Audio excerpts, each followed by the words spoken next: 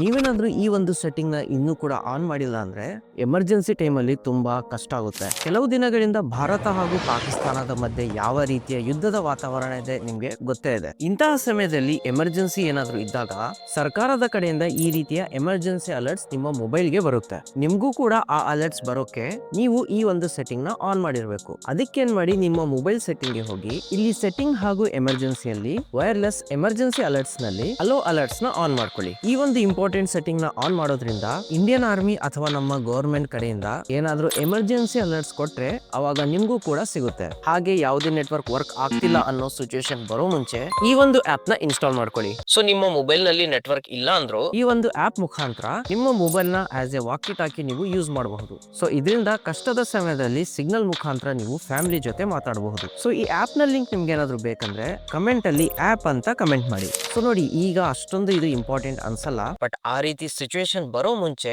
ಮುನ್ನೆಚ್ಚರಿಕೆ ವಹಿಸೋದು ತುಂಬಾ ಹೆಲ್ಪ್ ಆಗುತ್ತೆ. ಸೊ ಈಗಲೇ ಈ ಒಂದು ವಿಡಿಯೋನ ನಿಮ್ಮ ಫ್ಯಾಮಿಲಿ ಹಾಗೂ ಫ್ರೆಂಡ್ಸ್ ಜೊತೆ ಶೇರ್ ಮಾಡಿ. ಮುಂದೆ ನೆಟ್ವರ್ಕ್ ಇಲ್ಲ ಅಂದ್ರೆ ಅದು ಕೂಡ ಶೇರ್ ಮಾಡಕ್ಕೆ ಆಗಲ್ಲ.